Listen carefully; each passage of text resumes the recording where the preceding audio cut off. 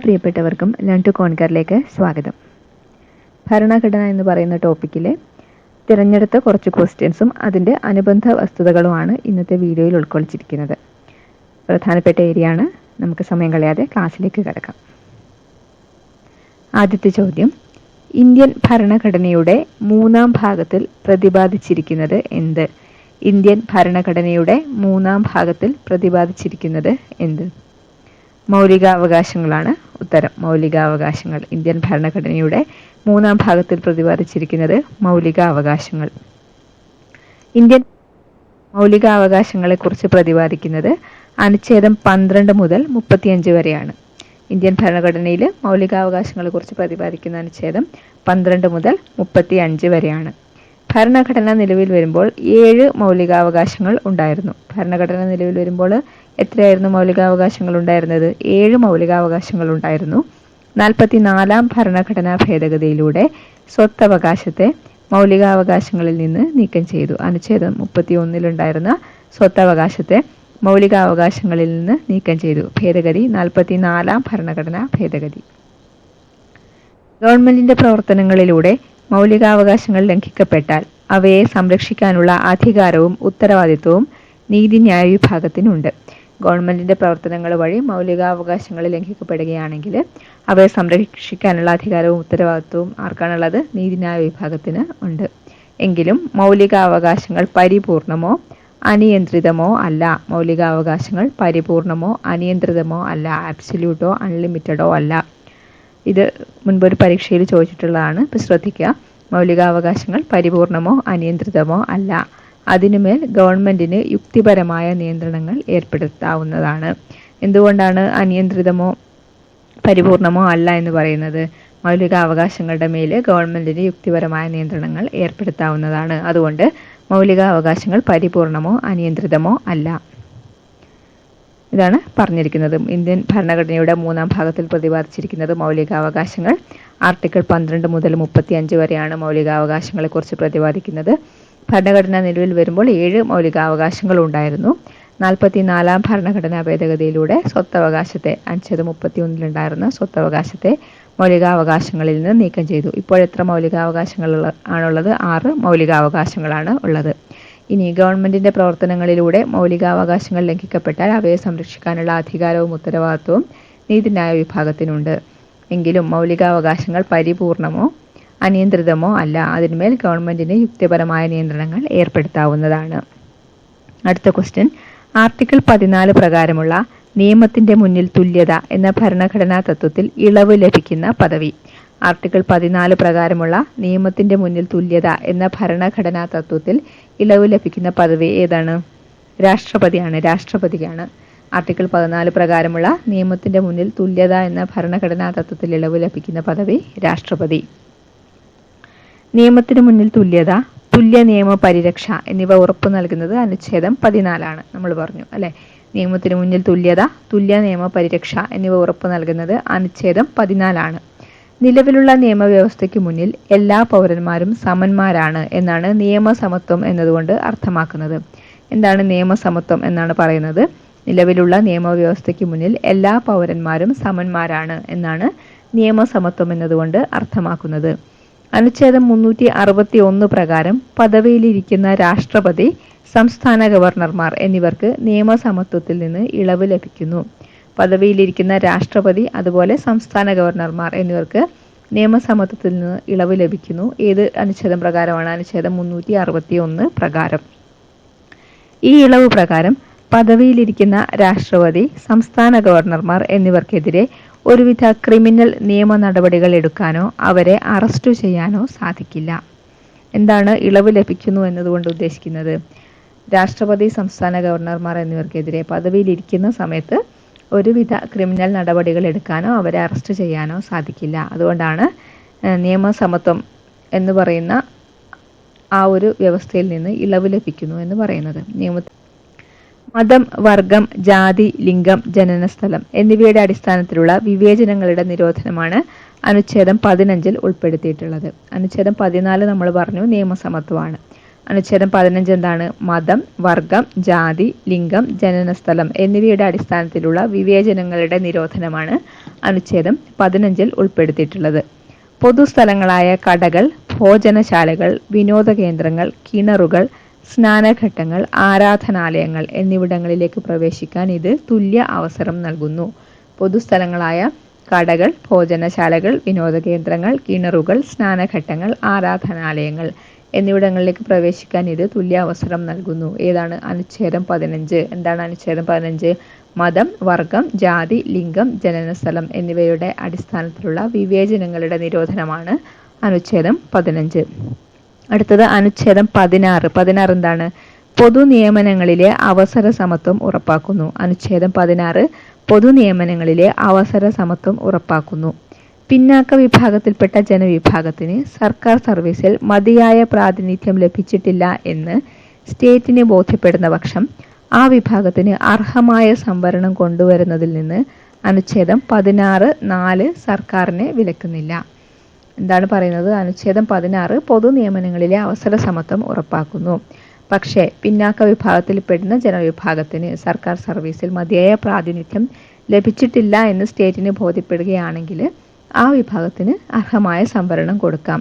അത് പറയുന്ന ആർട്ടിക്കിളാണ് അനുച്ഛേദം 16(4). അനുച്ഛേദം 16(4) ഇങ്ങനെ സംവരണം കൊണ്ടുവരുന്നതിൽ നിന്ന് സർക്കാരിനെ വിലക്കുന്നില്ല. അപ്പോൾ അത്തരം വിഭാഗങ്ങൾക്ക് സംവരണം കൊടുക്കാം എന്ന് പറയുന്ന ആർട്ടിക്കിളാണ് അനുച്ഛേദം 16(4).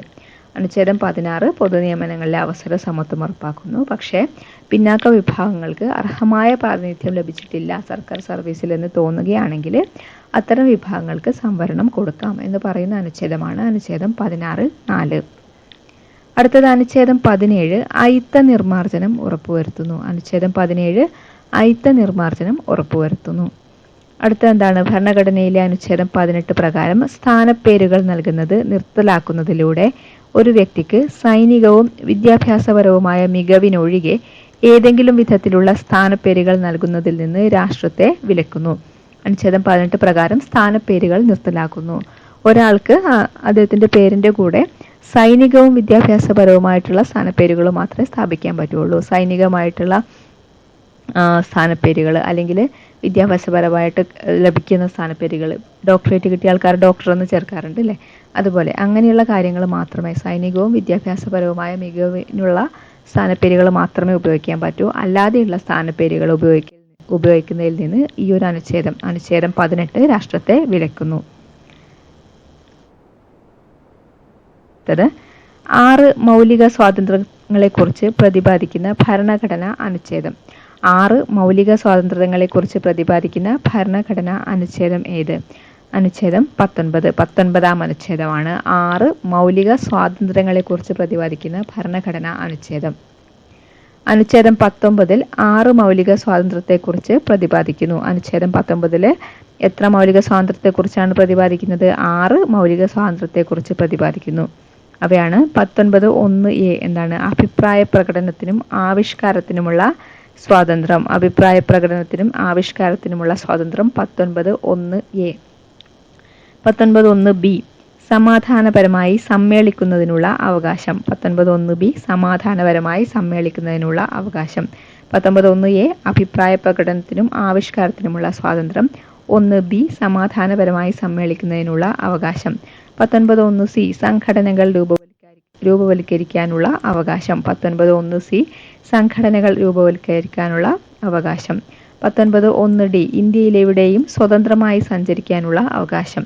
19(1)(d) എന്താണ്? ഇന്ത്യയിലെവിടെയും സ്വതന്ത്രമായി സഞ്ചരിക്കാനുള്ള അവകാശം. 19(1)(a) അഭിപ്രായ പ്രകടനത്തിനും ആവിഷ്കാരത്തിനുമുള്ള സ്വാതന്ത്ര്യം.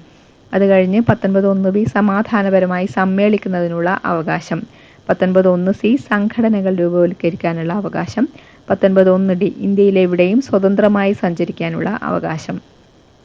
19(1)(e) എന്താണ്? ഇന്ത്യയിലെവിടെയും സ്ഥിരതാമസമാക്കാനുള്ള അവകാശം. 19(1)(e) ഇന്ത്യയിലെവിടെയും സ്ഥിരതാമസമാക്കാനുള്ള അവകാശം. 19(1)(d) ഇന്ത്യയിലെവിടെയും സ്വതന്ത്രമായി സഞ്ചരിക്കാനുള്ള അവകാശം. സഞ്ചരിച്ചു കഴിഞ്ഞാൽ എന്താണ്? 1(e) ഇന്ത്യയിലെവിടെയും സ്ഥിരതാമസമാക്കാനുള്ള അവകാശം. 19(1)(g) ഇഷ്ടമുള്ള തൊഴിൽ ചെയ്യുന്നതിനും വ്യവസായത്തിലും കച്ചവടത്തിലും ഏർപ്പെടുന്നതിനുമുള്ള അവകാശം. 19(1)(g) ഇഷ്ടമുള്ള തൊഴിൽ ചെയ്യുന്നതിനും വ്യവസായത്തിലും കച്ചവടത്തിലും ഏർപ്പെടുന്നതിനുള്ള അവകാശം. ഇവിടെ 19(1)(d) ഇന്ത്യയിലെവിടെയും സ്വതന്ത്രമായിട്ട് സഞ്ചരിക്കാം. അത് കഴിഞ്ഞ് ഇന്ത്യയിലെവിടെയും സ്ഥിരതാമസമാക്കാം. 19(1)(e) സ്ഥിരതാമസമാക്കിയാൽ പിന്നെ എന്താണ് വേണ്ടത്? തൊഴിലാണ് അല്ലേ? 19(1) ഇഷ്ടമുള്ള തൊഴിൽ ചെയ്യുന്നതിനും വ്യവസായത്തിലും കച്ചവടത്തിലും ഏർപ്പെടുന്നതിനുമുള്ള അവകാശം. എന്തൊക്കെയായിരുന്നു നമ്മൾ പറഞ്ഞത്? 19(6) മൗലിക സ്വാതന്ത്ര്യത്തെക്കുറിച്ച് പ്രതിപാദിക്കുന്നു. 19(1) അഭിപ്രായ പ്രകടനത്തിനും ആവിഷ്കാരത്തിനുമുള്ള സ്വാതന്ത്ര്യം. 19(1) സമാധാനപരമായി സമ്മേളിക്കുന്നതിനുള്ള അവകാശം.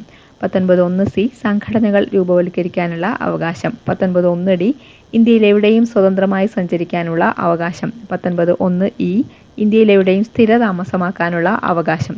19(1) ഇഷ്ടമുള്ള തൊഴിൽ ചെയ്യുന്നതിനും വ്യവസായത്തിലും കച്ചവടത്തിലും ഏർപ്പെടുന്നതിനുമുള്ള അവകാശം.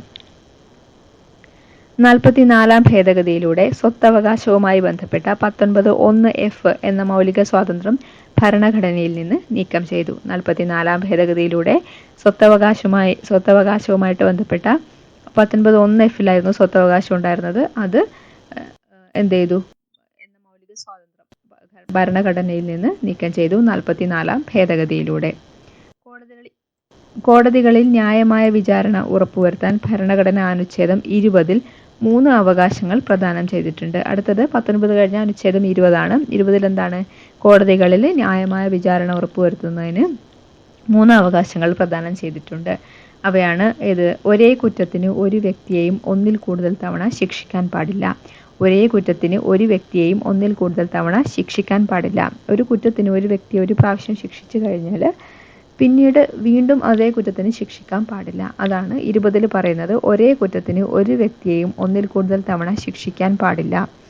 അടുത്തത് ഏതൊരു മുൻകാല കുറ്റകൃത്യത്തെയും പിൽക്കാലത്തുണ്ടായ നിയമങ്ങളുടെ അടിസ്ഥാനത്തിൽ നിയമവിരുദ്ധമായി പ്രഖ്യാപിക്കാനോ ശിക്ഷിക്കാനോ പാടില്ല. ഏതൊരു മുൻകാല കുറ്റകൃത്യത്തെയും പിൽക്കാലത്തുണ്ടായ നിയമങ്ങളുടെ അടിസ്ഥാനത്തിൽ നിയമവിരുദ്ധമായി പ്രഖ്യാപിക്കാനോ ശിക്ഷിക്കാനോ പാടില്ല. ഒരാൾ പഴയ കാലത്തൊരു കുറ്റം ചെയ്തു, പക്ഷെ പിന്നീടാണ് അതൊരു കുറ്റമായിട്ട് അംഗീകരിക്കപ്പെടുന്നത്. അംഗീകരിക്കപ്പെട്ടിട്ട് അതിന് ശിക്ഷയൊക്കെ വിധിക്കുന്നത്. പക്ഷേ ഈ കുറ്റമായിട്ട് അംഗീകരിക്കപ്പെട്ട കാലത്തിന് ശേഷം ചെയ്ത കുറ്റങ്ങളെ മാത്രമേ നമുക്ക് ആ ശിക്ഷ കൊടുക്കാൻ പറ്റുള്ളൂ.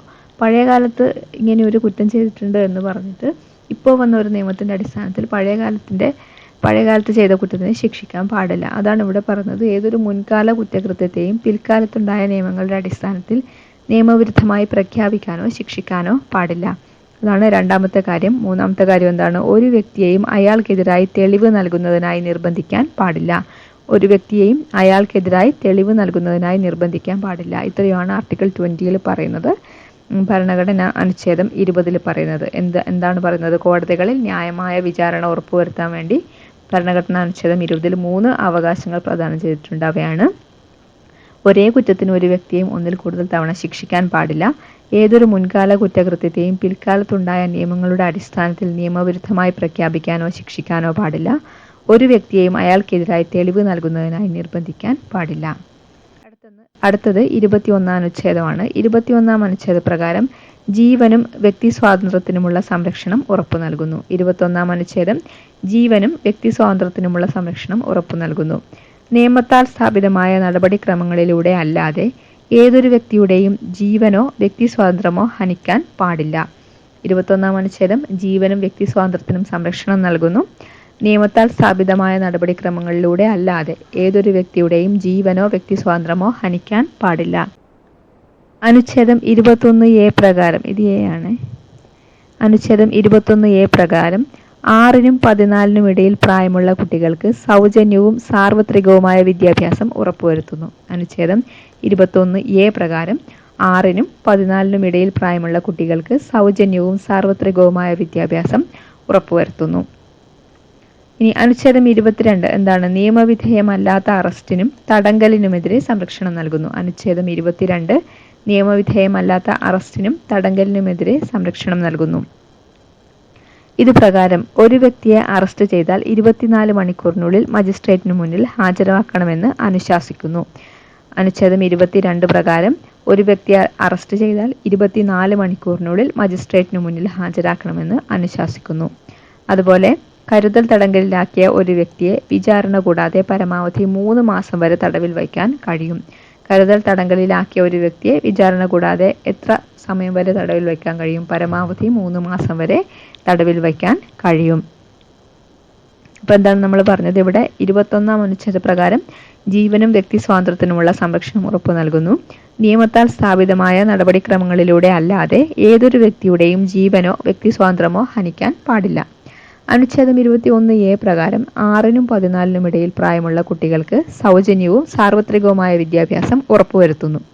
അനുച്ഛേദം 22 നിയമവിധേയമല്ലാത്ത അറസ്റ്റിനും തടങ്കലിനുമെതിരെ സംരക്ഷണം നൽകുന്നു. ഇതുപ്രകാരം ഒരു വ്യക്തിയെ അറസ്റ്റ് ചെയ്താൽ 24 മണിക്കൂറിനുള്ളിൽ മജിസ്ട്രേറ്റിനു മുന്നിൽ ഹാജരാക്കണമെന്ന് അനുശാസിക്കുന്നു. അതുപോലെ കരുതൽ തടങ്കലിലാക്കിയ ഒരു വ്യക്തിയെ വിചാരണ കൂടാതെ പരമാവധി 3 മാസം വരെ തടവിൽ വയ്ക്കാൻ കഴിയും.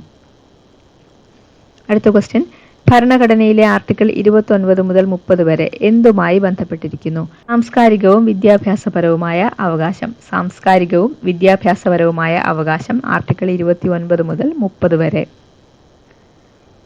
അടുത്ത ക്വസ്റ്റ്യൻ, മൗലികാവകാശങ്ങളിൽ മൗലികമായത് എന്നറിയപ്പെടുന്നത്. മൗലികാവകാശങ്ങളിൽ മൗലികമായത് എന്നറിയപ്പെടുന്നത് 32ാം അനുച്ഛേദം.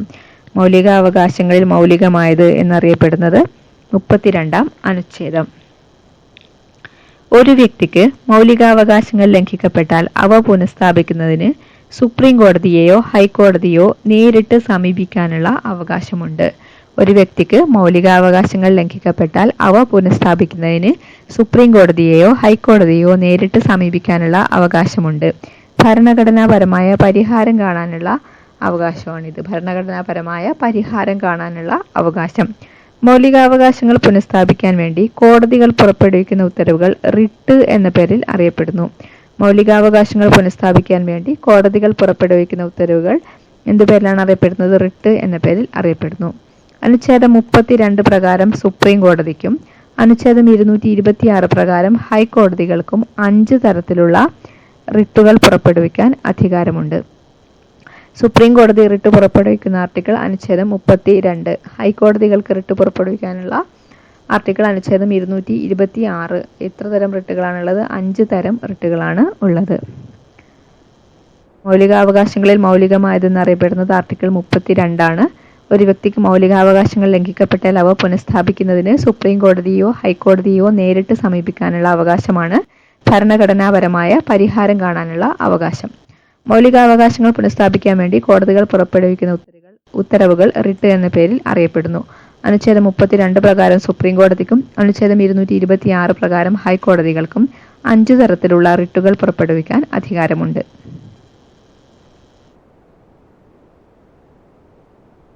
അടിയന്തരാവസ്ഥക്കാലത്ത് മൗലികാവകാശങ്ങൾ നിഷേധിക്കപ്പെടുന്നത് ഏത് വകുപ്പ് പ്രകാരമാണ്? അടിയന്തരാവസ്ഥക്കാലത്ത് മൗലികാവകാശങ്ങൾ നിഷേധിക്കപ്പെടുന്നത് ഏത് വകുപ്പ് പ്രകാരമാണ്? 359 വകുപ്പ് പ്രകാരമാണ്. ഇന്ത്യയിൽ രാഷ്ട്രപതിക്ക് 3 തരം അടിയന്തരാവസ്ഥ പ്രഖ്യാപിക്കാൻ അധികാരമുണ്ട്.